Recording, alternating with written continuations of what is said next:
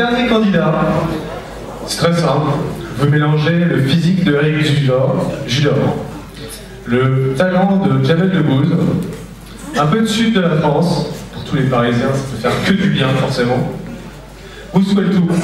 Et là, vous arrivez avec Amine Drilly.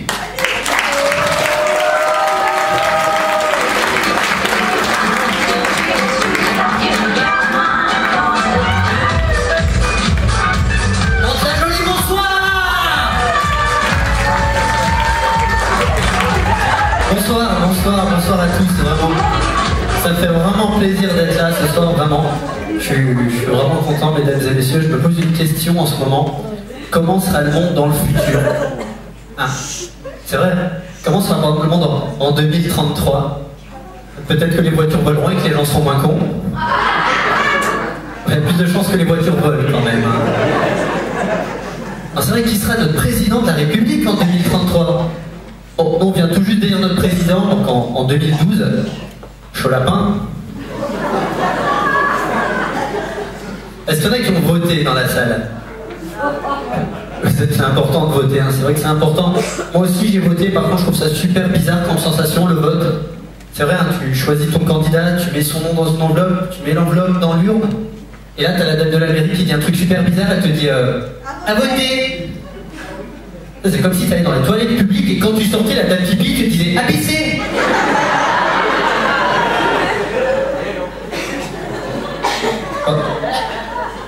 J'avoue, j'y connais pas grand chose en politique. Ça a l'air d'aller pas trop mal puisque j'ai vu qu'aux dernières informations, le moral des Français était en hausse de 2 points.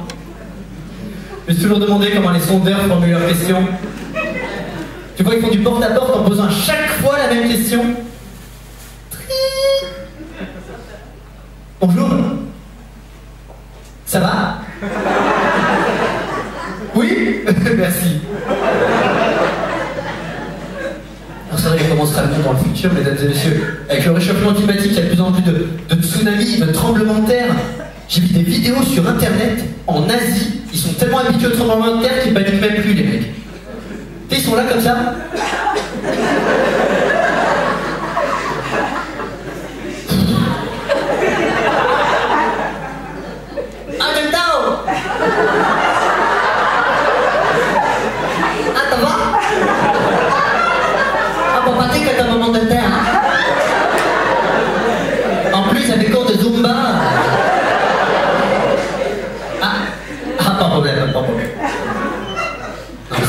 Le monde dans le futur.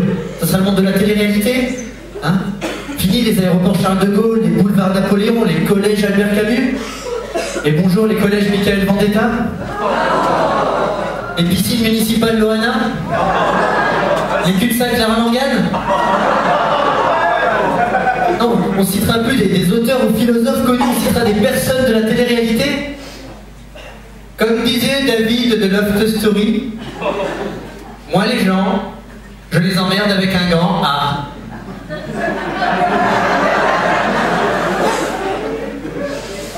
Comme disait Aziz de Love Story, qu'est-ce que ça veut dire, voix cutanée? Est-ce que ça veut dire que ça se prend par le cul? Ou comme disait Benoît de Secret Story, moi, ma plus grande franchise, c'est d'être franc. C'est pas possible. Comment sera le monde dans le futur? Ce sera le monde de Facebook, encore pire que maintenant. Est-ce qu'il y en a qui ont Facebook dans la salle, mesdames et messieurs? Et oui, tout le monde a Facebook. J'en profite d'être là ce soir parce que je trouve que j'ai des amis un petit peu bizarres. Ah, j'ai par exemple des personnes âgées sur Facebook. Je pense pas que Facebook est un réseau social, en fait, je pense que Facebook est une personne réelle. Et ça se voit sur leur statut. Bonjour, bonsoir, bon appétit, tu fais une quiche. Tu as les faux drôles sur Facebook. Alors les mecs, tu sais, ils ont toujours un statut avec une blague pourrie ou un jeu de mots de merde. Tu les imagines chez eux, ces mecs-là, devant leur ordinateur, ils doivent être là. Je la fais ou pas? Allez, je la fais. Si quelqu'un qui a peur rentre dans un casino, est-ce qu'on peut dire qu'il a les jetons? Elle est bonne, hein? Ah chérie, elle est bonne, hein? Ta gueule? D'accord. Tu as les poètes disparus. Alors eux, c'est vraiment mes préférés, les poètes disparus. Les poètes disparus ont toujours un statut d'une rare poésie. Le cœur d'une femme est un océan de secrets. Le poète disparu est souvent dépressif et poste beaucoup vers 3-4 heures du matin. Du peu que tu es parti, mon cœur brûle et crie au secours. Et je n'ai pas besoin de pompier, non, j'ai juste besoin de toi. Le poète disparu a des tendances suicidaires. Il est 4h36, j'ai juste envie de me suicider. Le poète disparu est bilingue et poste souvent en anglais. I just want to suicide myself. My heart is broken.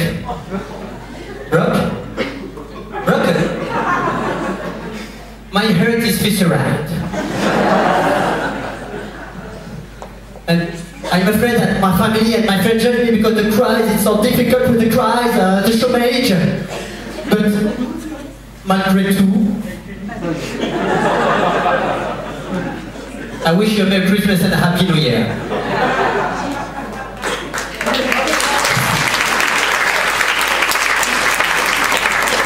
J'espère, mesdames et messieurs, avoir des enfants dans le futur. Bon, j'avoue, je suis pas prêt. Non, déjà, j'aurais trop peur qu'ils soient moches. Tu t'imagines qu'un jour, je pars avec mon enfant, je vois un pote au loin qui vient me voir et qui me dit « Allez, c'est ton enfant !» Fais voir. Ah, il est... En tout cas, la poussette est belle, hein. J'ai une copine qui est venue voir il y a pas longtemps, qui est toute contente, elle me dit « On serait tellement bien à 3 !» Mais je dis « On est déjà à 3 !» On a un chien. C'est super dur à éduquer un chien, faut le dresser, faut le nourrir. Bon, moi ma chienne c'est un Rottweiler. Non, faut arrêter les préjugés sur cette race de chien, il y en a qui sont très gentils. C'est un petit peu comme un caniche par exemple. Bon, la différence entre un Rottweiler et un caniche, c'est que si un Rottweiler te pisse dessus, bon bah tu laisses finir, hein, forcément. Bah, c'est bon, on dit souvent les chiens sont intelligents, il leur manque que la parole. Moi je dis pas pour ma chienne, hein. Elle est complètement con. Pour vous dire, ma chienne est tellement con, ce serait un humain, ce serait Evangélie. Ma chienne fait partie des chiens, quand ils pètent, ils croient que c'est pas eux. Vous voyez ces chiens? Là, il est comme ça. Et d'un coup...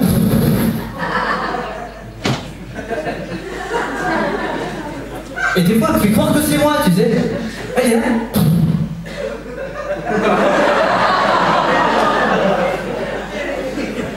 J'ai bien assez d'un chien. Ah, puis les enfants, on se fout vraiment de leur gueule, on s'en rend compte en grandissant, mesdames et messieurs, ne serait-ce que dans les dessins animés qu'on regardait quand on était petit. Par exemple, Oui. Personne ne s'est jamais demandé comment ça se fait qu'à 8 ans, Oui, il avait son permis. Je me moque de Oui, c'est parce qu'à 8 ans, il avait son permis et moi j'ai galéré à avoir mon permis.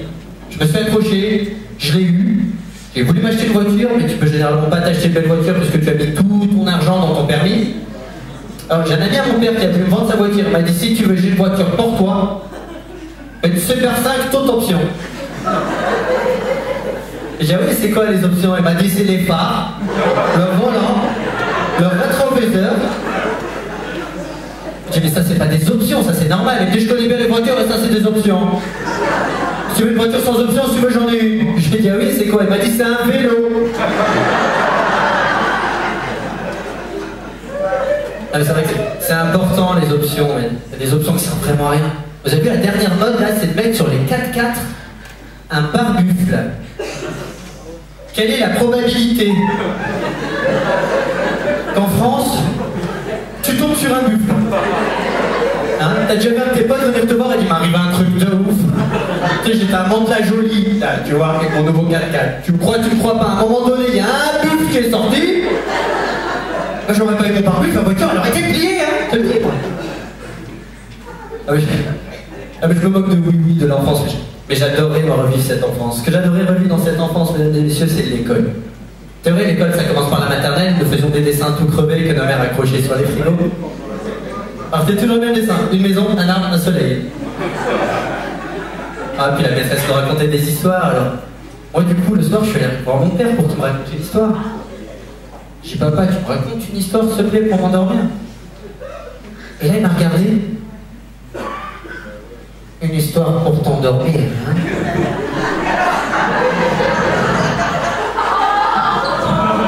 Écoute-moi bien, c'est l'histoire d'un petit garçon qui est pas au lit dans 5 minutes, tu vas avoir des problèmes, hein. Je peux me dire que 5 minutes après, je dormais. J'étais persuasif, mon père. Ensuite, il y a la primaire où là, les choses sérieuses commencent, où tu commences à apprendre à lire. Et moi, j'ai appris à lire avec les fameux livres Martine. Vous vous rappelez des livres Martine?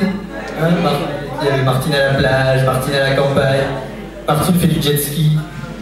Et la pauvre Martine, à 8 ans, elle avait déjà tout fait dans sa vie. Elle va se retrouver à 20 ans blasée, tu sais. Ça va, Martine? Non. Ça va pas.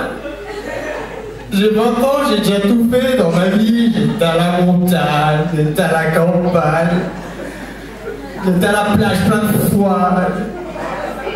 J'ai même fait Secret Story et Koh-Lanta. Mais non, Martine, t'as pas fait du porno? Et là, plus tard, vous verrez des DVD de Martine. Martine à la cave. Ensuite vient le collège, mesdames et messieurs, le collège, avec ton sac à dos beaucoup trop grand pour toi. Tu as ta voix que tu ne contrôles pas, tu sais pas où mettre tes bras. En un seul mot, l'adolescence. Ouais, c'est vraiment difficile, l'adolescence. Où tu te sens incompris, même par toi-même. L'adolescence, c'est là où tu as tes premiers fleurs, que tu prononces pour la première fois de ta vie, cette fameuse phrase. Tu veux sortir avec moi? Tu veux sortir avec moi? M'a toujours fait marrer cette phrase. Mais pour aller où? C'est vrai que quand tu rentres en 6ème, c'est encore ta mère qui gère tes vêtements. Et moi, on m'habille un petit peu comme dans la petite maison dans la prairie. Comme les gars. Et elle m'a fait mettre la fameuse salopette jaune que tout le monde a eu. Non, il n'y a que moi, merci maman. J'ai dit, mais maman, ça fait 20 ans que c'est plus à la mode, ça. Et là, elle m'a regardé.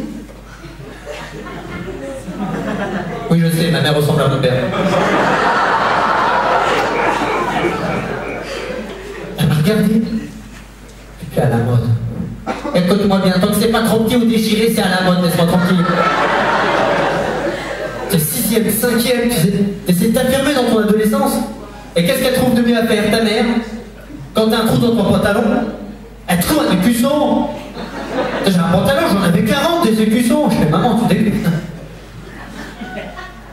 4ème, 3ème, je veux vraiment m'affirmer dans mon adolescence. Je vais voir ma mère et je dis, maman, je veux de la marque. Tu veux de la marque? Écoute-moi bien, va te chercher ton pantalon, je vais te coudre un écusson Nike, Puma, Adidas, Reebok,